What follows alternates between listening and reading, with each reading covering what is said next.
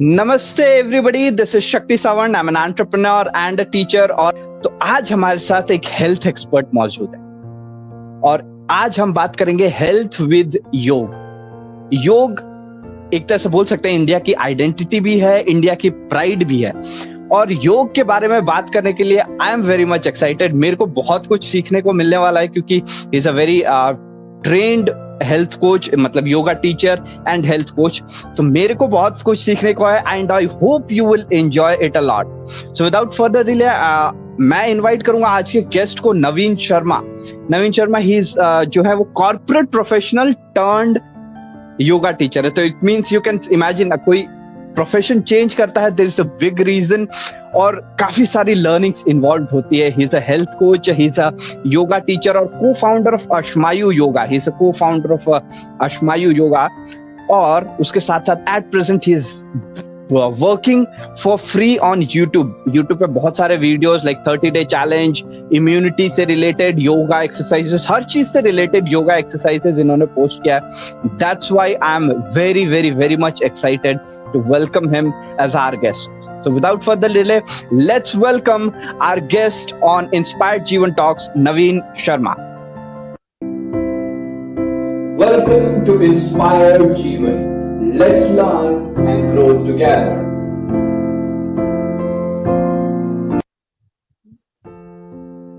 नमस्ते नवीन सर। नमस्ते शक्ति, हाउ आर यू? कैसे हैं आप? मैं एकदम बढ़िया, आप कैसे हैं? मैं बहुत अच्छा हूँ। बहुत बहुत धन्यवाद आपका, आपने मुझे आपके शो पे इनवाइट किया है। आप बहुत ही अच्छा काम कर रहे हैं लोगों को इंस्पायर करने का, और मैं बहुत खुश हूँ कि आज आपकी इस कड़ी में मैं आपके साथ जुड़ा और लोगों की मदद कर सकता हूँ आपके साथ मिलके। That's really good. Thank you so much. So let's start. और Yes, आज हम बात करेंगे योग के बारे में। जैसे मैंने कहा, इंडिया का प्राइड है योग, एंड योग के बारे में आज सभी बात कर रहे हैं, पूरा वर्ल्ड बात कर रहा है। तो आज हम छोटे से कॉन्वर्सेशन में कुछ वैल्यू प्रोवाइड कर पाए। बिल्कुल। जैसे मैंने आपके इंट्रोडक्शन में बताया कि आप corporate professional turned yoga teacher हैं। कहीं ना कहीं that is a very great transition, क्योंकि कॉर्पोरेट वर्ल्ड में जाने के बाद 90% लोग बाहर निकलना नहीं चाहते या फिर निकलने का साहस नहीं कर पाते, और आप डायरेक्टली हेल्थ इंडस्ट्री में चले गए। कहीं ना कहीं that would be a very inspirational journey. उस जर्नी को थोड़ा सा ब्रीफली आप एक्सप्लेन करिए हमारे ऑडियंस के लिए। जी बिल्कुल शक्ति, मैं आपको बताता हूँ कि कैसे ये स्टार्ट हुआ, और इसके लिए मुझे एक्चुअली आपको पीछे लेके जाना पड़ेगा। 2011 एक्चुअली समय था जब मैं बैंगलोर आया था। बैंगलोर से ही मैं ऑपरेट करता हूँ आज की तारीख में। बैंगलोर में आया था मैं एक्चुअली एमबीए के लिए। एमबीए मैंने ज्वाइन किया बिकॉज मैं एक्चुअली कॉर्पोरेट में जॉब करना चाहता था, एंड इसीलिए मैं आया था बैंगलोर। जब मैं 3rd सेमेस्टर में था एक्चुअली मैंने कॉर्पोरेट ज्वाइन कर लिया, एंड मैं बहुत खुश था। आप बिलीव नहीं कर सकते मैं कितना खुश था उस टाइम में, बिकॉज मेरा यही गोल था एक्चुअली कि मैं कॉर्पोरेट में ज्वाइन करूं, कॉर्पोरेट लैडर को क्लाइम करूं, धीरे धीरे ऊपर जाऊं और सीईओ बन जाऊं एक कंपनी का। ये मेरा गोल था एक्चुअली शुरुआत में, जो कि आज नहीं है, बट मैं आज सीईओ हूं, वो अलग बात है। बट मेरा गोल एक कॉर्पोरेट कंपनी के लिए बनना था। उस टाइम पे हुआ क्या कि मैं एक्चुअली बहुत पैशनेट हूँ अबाउट अपने काम के लिए। मैं बहुत पैशनेट हूँ, उस टाइम पे मैं बहुत पैशनेट था। मैं एक्चुअली सेल्स प्रोफेशन में था, एंड जो सबसे अच्छी बात थी अबाउट सेल्स प्रोफेशन, जो मुझे अच्छी लगी है, जिसकी वजह से मैं सेल्स प्रोफेशन में था, वो सिर्फ और सिर्फ एक थी कि मुझे नए नए लोगों से मिलने का मौका मिलता था, और नए नए लोगों से मिलने के बाद सीखने का मौका मिलता था। तो मैं इस वजह से सेल्स प्रोफेशन में था। मैंने ज्वाइन की एक कंपनी जो कि ऑनलाइन एडवर्टाइजिंग में थी, और बहुत ही अच्छा चल रहा था सब कुछ।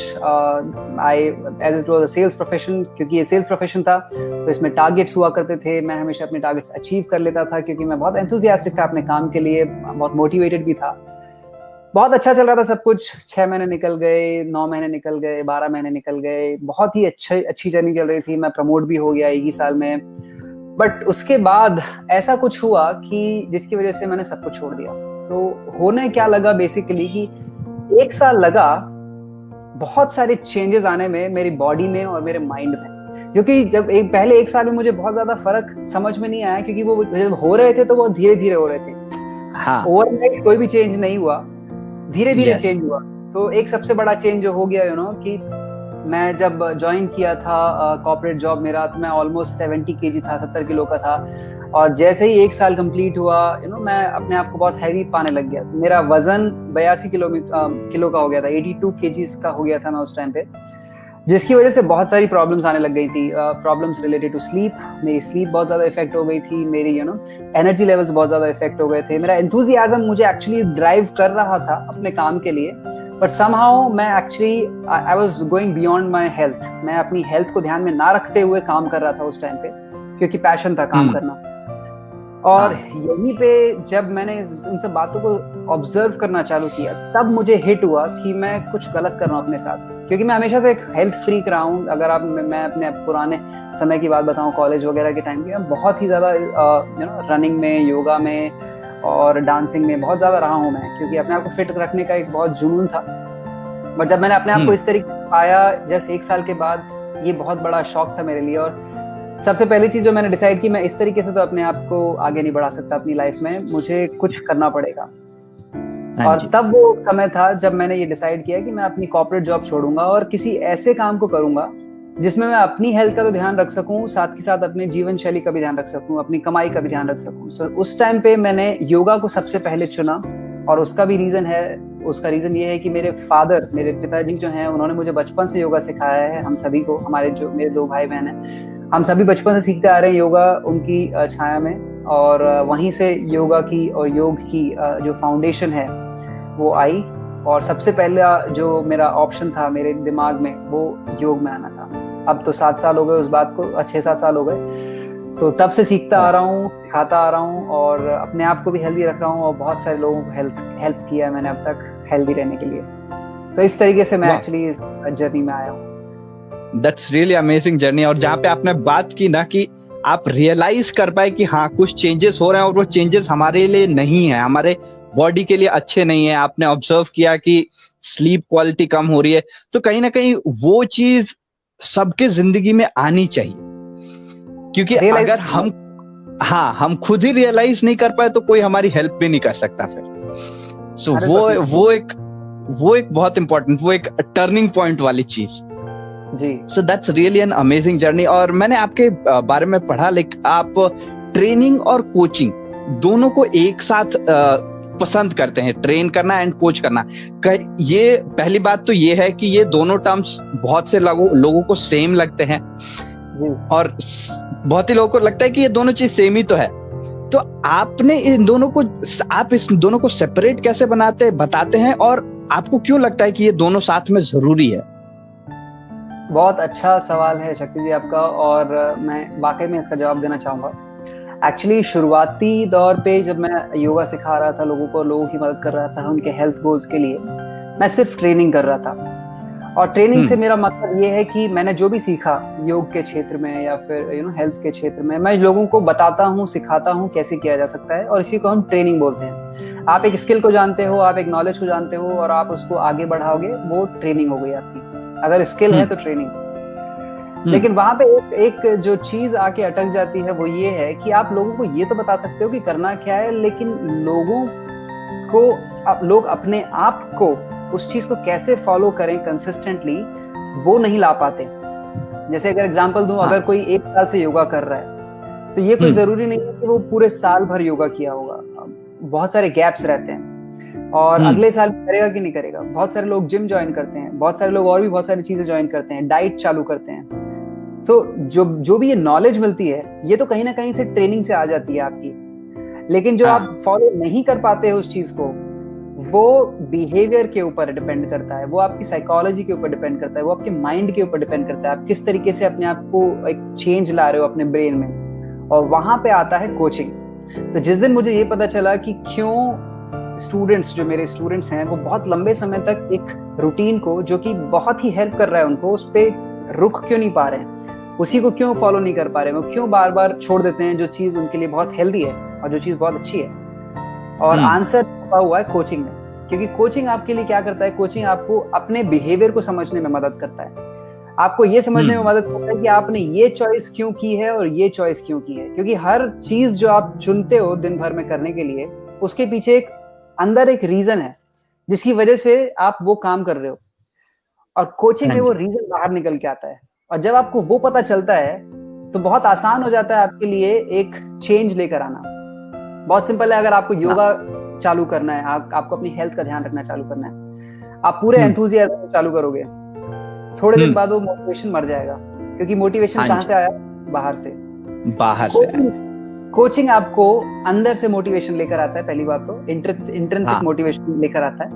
दूसरी बात, आपके अंदर ये इतनी ज्यादा ऊर्जा लेकर आ जाता है कोचिंग, और इतनी ज्यादा क्लैरिटी लेकर आ जाता है कि मुझे करना क्यों है। क्योंकि जब तक आपका क्यों क्लियर नहीं है, क्या पे तो आपका कंट्रोल रह ही नहीं सकता।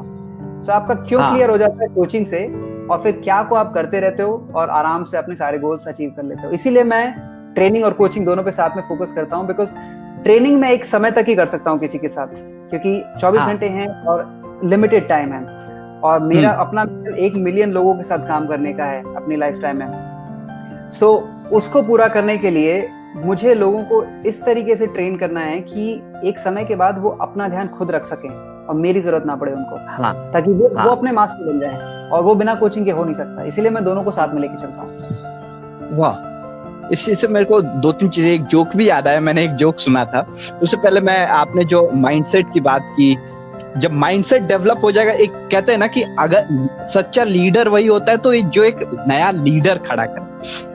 सच्चा योगा टीचर वही होगा जो उसको बना दे कि वो अपने से खुद योगा कर सकता है, अपने बॉडी का ख्याल खुद से रख सकता है। So that is a very great point। और एक जोक याद आया, एक बार क्या हुआ कि एक व्यक्ति था, वो 1 जनवरी को गया जिम में, काफी सारी भीड़ थी। ये शायद आपसे ही सुना था कि किससे सुना था मैं, काफी सारी भीड़ थी। तो एक रेगुलर बंदा था, रेगुलर जिम का बंदा था, वो परेशान हो गया। वो बोला इतनी भीड़ जिम में कब से होने लगी? वो उसको हर जगह पे लाइन लगी हुई है, ट्रेडमिल पे लाइन है, डंबल्स उठाने के लिए लाइन है। तो फिर वो जिम के मालिक के पास जाके पूछता है ये हो क्या रहा है, अचानक से लोगों को हो क्या गया है? तो जिम ओनर बोलता है ये न्यू ईयर रेजोल्यूशन का है, 10 डेज बाद सब नॉर्मल हो जाएगा। सो वहीं पे वाई वाली बात आती है जो आपने बोली। तो अभी जो है माइंडसेट का तो बात हो गया, तो अब माइंडसेट के साथ साथ कहीं ना कहीं कंसिस्टेंसी और सस्टेनेबिलिटी बहुत ज्यादा जरूरी हो जाती है, और आप इस चीज के ऊपर काफी बात करते हैं। मैंने आपकी वेबसाइट पे देखा, तो आप इस पॉइंट पे कंसिस्टेंसी और सस्टेनेबिलिटी पे आप कहते हैं कि ये एक तरह से हेल्थ की जर्नी स्टार्ट करनी है तो ये बेसिक चीज होनी चाहिए, कंसिस्टेंसी एंड सस्टेनेबिलिटी। तो आपका इसके ऊपर विचार क्या है? वो बहुत ही जरूरी है, क्योंकि माइंडसेट के बाद कंसिस्टेंसी कहीं ना कहीं आती ही आती है। तो इसके ऊपर थोड़ा सा लाइट डालिए। जी, सो एक्चुअली जुड़ा हुआ है हमारे पिछले सवाल के साथ ही। जिस तरीके से मैंने आपको बताया कि जब आप किसी को ट्रेन करते हो और आप अगर किसी को सिर्फ बता रहे हो कि क्या करना है, तो वो एक समय तक ही फॉलो करेगा उसको। कि बहुत सारी चीजें टेक ओवर कर लेती हैं आपके एनवायरनमेंट, जो फैमिली का एक एनवायरनमेंट होता है, आपके दोस्तों का एक एनवायरनमेंट होता है, बहुत सारी चीजें टेक ओवर कर लेती है। और होता क्या है कि आप उस चीज को छोड़ देते हो, और या फिर इनकंसिस्टेंटली फॉलो करते हो। मैंने एक महीने में मतलब 4 बार योगा किया, ये इनकंसिस्टेंट बिहेवियर है। क्या आपको रिजल्ट मिलेगा? बिल्कुल नहीं मिलेगा। क्या आपको थोड़ा बहुत कुछ फील होगा? बिल्कुल फील होगा, क्योंकि आप अपनी बॉडी को मूव कर रहे हो, तो एनर्जी मूव कर रही है, तो आपको कुछ फीलिंग्स आएंगी, बहुत अच्छा फील भी हो सकता है। लेकिन रिजल्ट्स, जो लॉन्ग लास्टिंग रिजल्ट्स होते हैं, वो इनकंसिस्टेंट बिहेवियर के साथ कभी भी नहीं आते, चाहे आप कोई से भी साइंस के साथ काम कर रहे हो। ये तो अभी हम योग की बात कर रहे हैं, किसी और चीज की भी बात करोगे तो वो नहीं होता है। सो इसीलिए कंसिस्टेंसी बहुत ज्यादा जरूरी है। और मेरा अपना मानना ये है कि आप चाहे एक ही दिन करो, 1 हफ्ते में योगा, ओके, आप चाहे 2 ही दिन करो, लेकिन ये मेक श्योर करो कि वो 2 दिन हर हफ्ते कर रहे हो। तो इससे आपकी बॉडी आपको समझने लग जाती है, आपका ब्रेन इस चीज को समझने लग जाता है, और आपको बेनिफिट उसके अच्छे मिलते हैं। लेकिन आज आप कर रहे हो, कल आप नहीं कर रहे हो, फिर से परसों आप कर रहे हो, फिर से उसके बाद आप कर रहे हो, फिर से आप छोड़ दे रहे हो, तो इससे आपका ब्रेन, आपकी बॉडी उसको एक्सेप्ट नहीं कर पाती उतने अच्छे तरीके से। रिजल्ट क्या होता है कि ये बहुत प्रेशर हो जाता है आपकी बॉडी के लिए, क्योंकि बॉडी एक्सेप्ट ही नहीं कर पा रही है, और जो चीज बहुत ज्यादा डिफिकल्ट है भी नहीं, आपके लिए बहुत ज्यादा डिफिकल्ट बन जाती है। लेकिन वो छोटी छोटी जो आदतें होती है, जो कंसिस्टेंसी के साथ, अगर आपने बहुत कम काम किया लेकिन कंसिस्टेंटली किया, वो ज्यादा रिजल्ट देकर आएगा आपको, इंस्टेड ऑफ कि आपने एक दिन में तो मैराथन कर लिया और उसके 1 साल तक कुछ नहीं किया, उसके बाद वो आपको कोई रिजल्ट नहीं देगा। आप एक मैराथन दौड़ लो और उसके बाद में कुछ भी ना करो अपनी बॉडी के बारे में, वो रिजल्ट नहीं देगा। आपको जो रिजल्ट देगा कि आप चाहे 10 मिनट ही चल लो, ठीक है, या फिर आप चाहे आधा घंटे ही योगा कर लीजिए। इसीलिए मैंने 30 डे योगा चैलेंज भी बनाया था, ताकि लोगों को एक हैबिट फॉर्मेशन में आए। क्योंकि कोई भी बड़ा चेंज दिमाग के लिए बहुत ज्यादा होता है, क्योंकि हमारी बॉडी को हम बहुत ज्यादा तेज चेंज करना चाहते हैं। ये सबका एक बिहेवियर है मोस्टली। यू नो, जिस दिन आपको रियलाइज हो गया कि आपको वेट लूज करना है, आपको तुरंत करना है, यू नो, आपको उतना वेट नहीं करना है जितना वेट आपने उसको गेन करने में किया, आपको वो वेट तुरंत कम करना है। और भी कोई चीज है, अगर आपको बहुत अच्छे से ना स्ट्रेंथ अगर आपको बनानी है बॉडी में, तो भी आपको बहुत जल्दी करना है। सो हर काम आपको बहुत जल्दी करना है, और ये आपका माइंड है जो आपके साथ ट्रिक करता है, नहीं मुझे जल्दी करना है, जल्दी करना है। लेकिन ब्रेन उतनी जल्दी चेंज नहीं होता आपका, और इसीलिए आपको स्लो प्रोसेस पे ज्यादा ध्यान देना चाहिए। क्योंकि जब प्रोसेस आपका स्लो रहेगा तो शायद आपकी बॉडी तो स्लो चेंज होगी, नो डाउट आपकी बॉडी बहुत जल्दी चेंज नहीं होगी, लेकिन लंबे समय तक चेंज होती रहेगी और लंबे समय तक वैसी ही रहेगी अगर आप धीरे धीरे आगे बढ़ोगे। स्लो स्टडी विंस, धीरे चलिए, कंसिस्टेंटली चलिए, सस्टेनेबिलिटी आएगी उससे, और आपके रिजल्ट्स भी आएंगे। इसीलिए सस्टेनेबिलिटी एंड कंसिस्टेंसी बहुत ज्यादा जरूरी है। वाह, इसके एक तरह से यहाँ पे मेरे लिए भी सीख है बहुत सारी, बिकॉज इस लॉकडाउन में काफी वेट गेन हो गया है, तो उसके लिए जरूरी है कंसिस्टेंसी। यस, सो कोई भी छोटा चेंज पकड़ लीजिए, उसको follow. That is a really great point, और ये चीज सभी को बहुत ज्यादा ध्यान में रखने की जरूरत है। तो अभी जो मेरा क्वेश्चन है वो काफी मिसअंडरस्टूड क्वेश्चन है, और कहीं ना कहीं ये शॉकिंग क्वेश्चन भी हो सकता है सबके लिए कि आपके हिसाब से योग क्या है। बहुत ही मिसअंडरस्टूड क्वेश्चन है ये, तो आप थोड़ा सा अपना व्यू पॉइंट रखिए, योग क्या है। बिल्कुल बिल्कुल। सबसे पहले तो लोग इसको मिसअंडरस्टूड क्यों करते हैं उस पर बात कर लेते हैं। लोग एक्चुअली योग को मिसअंडरस्टूड करते हैं क्योंकि जिस तरीके से मीडिया आपको जो दिखा रहा है वही आप देख रहे हो, वही आप समझ रहे हो कि भाई यही चीज है वो, ठीक है। तो कल के दिन अगर आप योग के नाम पे कुछ और करने, जैसे फॉर एग्जांपल बियर योगा है एक, ठीक है, जो कि यूएस में इजाद किया गया है। आप बियर पीजिए, साथ साथ आप योगा कीजिए। तो ये मीडिया में आया, बहुत सारे लोगों को लगता है कि योग ही वही है, योग होता ही ऐसे। बट जब तक आप अपना पूरा ज्ञान मीडिया से लेते रहेंगे और अपने आप को किताबों की तरफ नहीं बढ़ाएंगे, आपको कभी भी सच्चाई पता नहीं चलेगी। सबसे बड़ी बात तो ये, किसी भी चीज के लिए अगर आप वाकई में जानना है कि ये चीज है क्या, मीडिया पे मत जाइए, बिल्कुल मत जाइए। बिकॉज मीडिया में इतनी ज्यादा इंफॉर्मेशन है, आप समझ ही नहीं पाएंगे कि सही क्या है गलत क्या है। सिर्फ एक ही चीज समझ पाएंगे आप, ऑथेंटिक इंफॉर्मेशन जो बुक्स में लिखी हुई है, वहां से आपको सही ज्ञान प्राप्त हो सकता है। सिर्फ योग के लिए नहीं, सबके लिए। और योग भी हर किताबों में अलग अलग तरीके से डिफाइन किया गया है। योग एक स्किल इन एक्शन है, ठीक है। अगर आप किसी भी काम को बहुत ही तन मन धन के साथ करते हैं तो आप योग को फॉलो कर रहे हैं। ये एक डेफिनेशन है योग की, ठीक है। और भी अलग अलग तरीके की डेफिनेशंस हैं जो कि माइंड से रिलेटेड हैं, कि योग आपको मदद करता है आपकी जो चित्त की, जो मन की जो वृत्तिज होती हैं, जो फ्लक्चुएशंस होते हैं, उनको कंट्रोल करने में, उनको रेगुलेट करने में। ये भी एक डेफिनेशन है जो योग सूत्रास में लिखी हुई है, पतंजलि योग सूत्र में। लेकिन मैं आपको एक ऐसी चीज बताना चाहता हूँ योग के बारे में, जो बहुत ही सबसे सरल भाषा में अगर मैं आपको समझाना चाहूँ कि योग क्या है, तो योग बेसिकली एक ऐसा विज्ञान है जो आपको मदद करता है आपके शरीर को, आपके मन को और आपकी आत्मा को एक हार्मनी मिलाने के लिए, एक अच्छा तालमेल बिठाने के लिए, तीनों के बीच में योग आपकी मदद करता है। और यही आपके लिए, ये जानकारी आपके लिए इंपॉर्टेंट है। बाकी बहुत सारी जो अलग चीजें हैं जो योग के विषय को बहुत ज्यादा डीप लेके जाती हैं, बहुत अच्छी हैं, वो आप उसका अध्ययन कर सकते हैं, उसको और आगे पढ़ सकते हैं। आपका जितना ज्यादा इंटरेस्ट डेवलप होगा उतना ज्यादा आप पढ़ेंगे उसके बारे में। लेकिन अगर आपका फोकस अपनी हेल्थ को ध्यान में रखना है, आपके अपनी हेल्थ को इम्प्रूव करना है, तो एक बात समझ लीजिए कि योग का जो विज्ञान है ये आपको इन तीनों चीजों को, शरीर मन आत्मा के तालमेल को बहुत अच्छा बना देगा।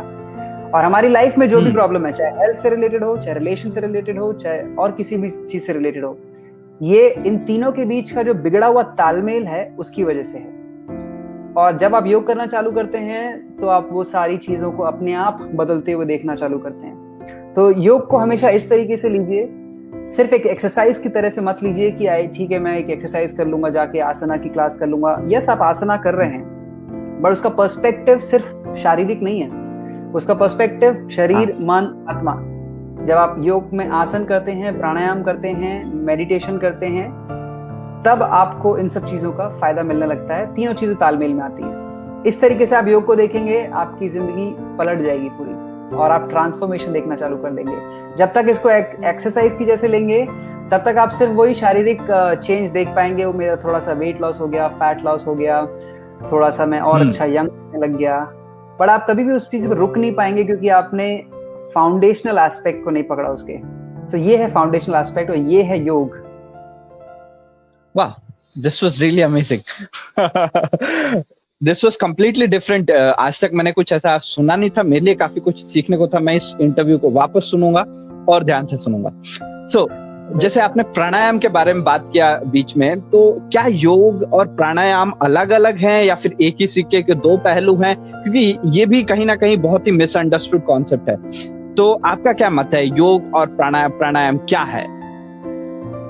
ओके, सो योग के बारे में तो मैंने बता दिया कि योग क्या है। अभी आपको बताते हैं कि प्राणायाम क्या है। सो प्राणायाम एक्चुअली आप इसको इस तरीके से देखिए कि अगर योग एक घर है, अगर हम योग को एक घर से कंपेयर करते हैं, उसकी तुलना एक घर से करते हैं, तो प्राणायाम उस घर का एक कमरा है। ओके। प्राणायाम योग के अंदर आता है। और अगर मैं आपको एक कॉन्सेप्ट के बारे में बताऊं, अष्टांग योग का एक कॉन्सेप्ट है जो कि पतंजलि योग सूत्र में बताया गया है, जिसमें 8 अंग हैं योग के। हम शुरुआत करते हैं यम, नियम, आसन। तो तीसरा जो अंग है वो है आसन। प्राणायाम है आपका चौथा अंग, प्रत्याहार, धारणा, ध्यान, समाधि। तो ये हो गए आपके 8 अंग। ये सारे के सारे पार्ट हैं योग के। इसको हम अष्टांग योग बोलते हैं, जो कि पतंजलि योग सूत्र में बहुत अच्छे से डिफाइन किया हुआ है। सो प्राणायाम है तो पार्ट योग का, ये अलग नहीं है योग से। और एक ऐसी टेक्निक है जो आपके ब्रेथ को, आपके रेस्पिरेटरी सिस्टम को कंट्रोल में लाने में मदद करती है। आपको मदद करती है कि आप अपनी जो श्वास लेते हैं और श्वास छोड़ते हैं, उसके ऊपर आपका बहुत अच्छा कंट्रोल हो जाए। आप लंबी गहरी सांस आराम से ले पाएं, आप लंबी गहरी सांस आराम से छोड़ पाएं। और जब आप वो कर लेते हैं, आपका पूरा नर्वस सिस्टम आपके कंट्रोल में आ जाता है। और नर्वस सिस्टम जब आपके कंट्रोल में आ जाता है, तो आप रिएक्शन से थोड़ा दूर हो जाते हैं। लेकिन जब ब्रेथ पे कंट्रोल नहीं होता, तो हमारे माइंड पे कंट्रोल नहीं होता। जब ब्रेथ पे कंट्रोल होता है, तो ऑटोमेटिकली माइंड पे कंट्रोल डेवलप होना चालू हो जाता है। इसीलिए प्राणायाम के बाद प्रत्याहार आता है, और प्रत्याहार is all about sensory control. आपके सेंसेस के ऊपर आप किस तरीके से कंट्रोल पा सकते हो, प्रत्याहार में हम वो सीखते हैं। लेकिन उससे पहले जरूरी है कि हम अपने ब्रेथ को कंट्रोल कर पाएं। और कंट्रोल का मतलब सिर्फ ये है कि आप जितना लंबा गहरा सांस लेना चाहें उतना ले सकें, जब उसको होल्ड करना चाहें उसको होल्ड कर सकें, जितना लंबा गहरा सांस छोड़ना चाहें उसको छोड़ सकें। और जितना आप प्रैक्टिस करेंगे उतना आप आगे बढ़ते जाएंगे। इसमें कोई एक छोर नहीं है कि नहीं आपको यहाँ तक पहुंचना है। आपकी अपनी पर्सनल जर्नी होती है, जितना आप करेंगे प्रैक्टिस उतना अच्छा और उतने ज्यादा अच्छे रिजल्ट्स। सो प्राणायाम योग का एक पार्ट है। वाह, ये जो आपने अष्टांग योग बताया, मेरे को एक ऑन द स्पॉट क्वेश्चन आया यहाँ से कि आजकल का जो यूजीसी के अंडर आते हैं सारे कॉलेजेस, उसके अंडर एक है योग, एक सेमेस्टर पढ़ना पड़ता है सबको। मैंने भी पढ़ा है सेकंड सेमेस्टर में। तो कहीं ना कहीं मेरे को उसका मतलब समझ में नहीं आया, क्यों करवाया गया। कुछ एक्सरसाइज करते थे, कुछ ये अष्टांग योग वगैरह हम लोग रट के एग्जाम में लिख के आते थे। मेरे को वहीं से याद आया, अष्टांग योग की बात की आपने तब। तो आपको क्या लगता है कि अगर योग को एक करिकुलम में इंट्रोड्यूस किया जा रहा है, तो आपके हिसाब से वो कैसा होना चाहिए? ब्रीफली 2 से 3 मिनट में उसके बारे में थोड़ा सा, क्योंकि ये सडन क्वेश्चन है, तो थोड़ा सा पॉइंट। परफेक्ट। सो मेरा अपना व्यू किसी भी लर्निंग के लिए, सिर्फ योग के लिए नहीं, मेरा अपना व्यू ये है कि आप किसी भी लर्निंग को अगर आप चाहते हो कि आपके स्टूडेंट्स बहुत ही अच्छे से फॉलो कर पाएं, उनको अपने जीवन में उतार पाएं, सो उसका एक ही माध्यम है, make it experiential, make it practical. जितना ज्यादा एक्सपीरियंशियल होगा वो, उतना ही ज्यादा आपका मन, आपका शरीर उसको जल्दी एक्सेप्ट करेगा और भूलेगा नहीं कभी। देखिए जितना आप बुक्स को पढ़ेंगे और रटेंगे और एग्जाम देंगे वो वहीं तक सीमित रह जाएगा। अगर आपने एक सेमेस्टर में सिर्फ इसको इस तरीके से रख दिया है कि नहीं यार आपको ये बुक पढ़नी है, ये आपको आंसर याद करना है और ये आपको लिख देना है इसी तरीके से, तो आपका एक ही मोटिवेशन है, वो है कि मुझे एग्जाम पास करना है और उसके बाद मुझे इसको ध्यान में नहीं रखना, क्योंकि आपको मजा भी नहीं आएगा उस चीज को करने में। क्योंकि आपके लिए तो अब किताबों में शब्द होते हैं, शब्द चाहे योग के हों या फिर किसी और सब्जेक्ट के हों, फर्क पड़ता है। योग में जो मेन जो पावर है वो है उसके एक्सपीरियंस में। So, अगर आप लोगों को एक्सपीरियंस करा सकते हो ये चीज, तो लोग अपने आप फॉलो करेंगे उसको फिर आपको बोलने की जरूरत नहीं है कि आप फॉलो कीजिए। और जब आप एक्सपीरियंस करना चालू कर देंगे तो उनको रटने की भी जरूरत नहीं है, क्योंकि वो लिख सकते हैं अपने एक्सपीरियंस के साथ। ये मेरा अपना व्यू है। अभी किसी भी चीज को आप सिखाना चाहें, सिर्फ योग के लिए नहीं, किसी भी चीज को आप सिखाना चाहते हैं, make it practical, make it experiential. Yes, इससे मेरे को काफी अच्छा आइडिया आया अपने वीडियोस को और पावरफुल बनाने के लिए। वो अभी मैं काफी सोचूंगा एक्सपीरियंशियल। इसके बारे में मैंने पढ़ा था, क्योंकि मैं अभी टीचिंग प्रोफेशन में हूँ, तो हमारा एक पूरा थियरी है, एक्सपीरियंशियल लर्निंग थियरी। तो मेरे को अभी थोड़ा बहुत रिलेट हो रहा है, योग काफी मजा आ रहा है मेरे दिमाग में। सो अभी बात करते हैं एक और क्वेश्चन की, like is yoga for everyone? बहुत ही सिंपल क्वेश्चन है, but I guess very important question. देखिए योग तो सबके लिए है, इसमें कोई दो राय है ही नहीं। बट क्या एक चीज को हर कोई कर सकता है? वहां पे डेफिनेटली बहुत सारे मत हैं। आप किसी भी एक चीज को हर किसी के ऊपर लागू नहीं कर सकते। मैं जब बोलता हूं कि एक चीज, तो जैसे एक आसन को रख लीजिए एग्जाम्पल के लिए, योग का पार्ट है आसन, और आसन में बहुत सारे आसन हैं, उसमें से अगर एक को अभी रखेंगे आप, तो क्या एक आसन सबके लिए सही है, सबको करना चाहिए वो एक आसन? ये डिपेंड करता है, ये इंडिविजुअल पे डिपेंड करता है। बहुत सारे जनरली हेल्दी लोगों के लिए, जिनको बॉडी में बहुत ज्यादा पेन्स नहीं होंगे या फिर किसी भी तरीके की मेडिकल कंडीशन नहीं होगी, वो मोस्टली बहुत सारी चीजें कर सकते हैं, बहुत सारी चीजें कर सकते हैं। लेकिन चैलेंज तब आता है जब ऑलरेडी कोई कंसर्न हो चुका है, अगर कोई मेडिकल कंडीशन आ चुकी है ऑलरेडी, या फिर अगर आपकी बॉडी में पेन्स हैं, तो वहां पे उसी योग को हमें मॉडिफाई करना होता है इंडिविजुअल के अकॉर्डिंगली। अगर किसी को डायबिटीज है तो उसके अकॉर्डिंगली हम उसको मॉडिफाई करते हैं। अगर किसी को हाइपरटेंशन है तो उसके लिए उसको मॉडिफाई किया जाता है। अगर किसी को थायराइड है, पीसीओडी है, पीसीओएस, उसके लिए हम उसको मॉडिफाई करते हैं। तो योग तो सबके लिए है, इसमें कोई दो राय नहीं है।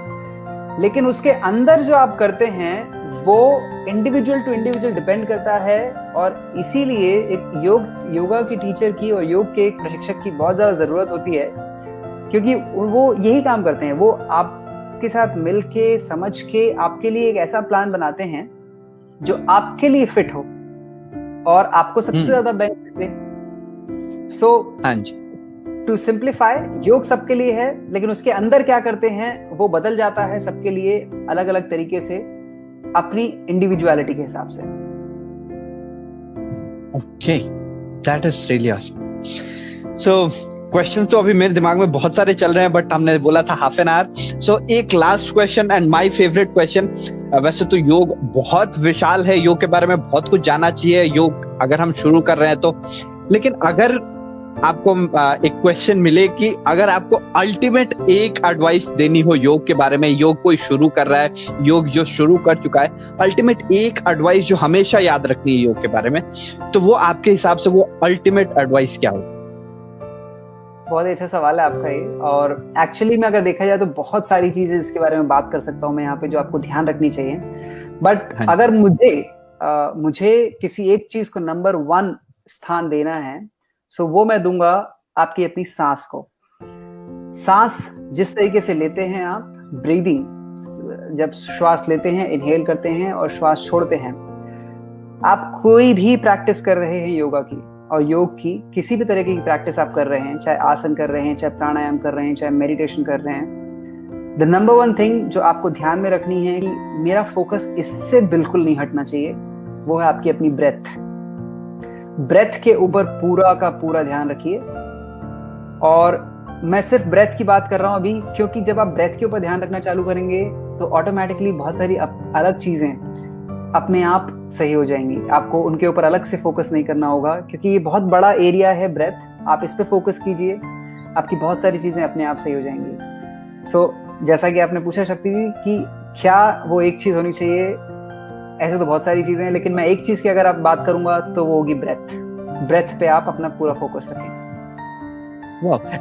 आपने ब्रेथ की बात की तो मेरे दिमाग में एक सवाल फिर से आया, थोड़ा सा एक्सटेंड हो जाएगा, कि जो आसन करते हैं उसमें ब्रेथ का क्या इंपॉर्टेंस है? क्योंकि बहुत सारे, मैं जब भी यूट्यूब मतलब वीडियो देख के योग करता हूं मैं, या फिर कहीं पे भी देखता हूं, तो हर एक स्टेप के बाद ब्रीद इन ब्रीद आउट कहा गया है।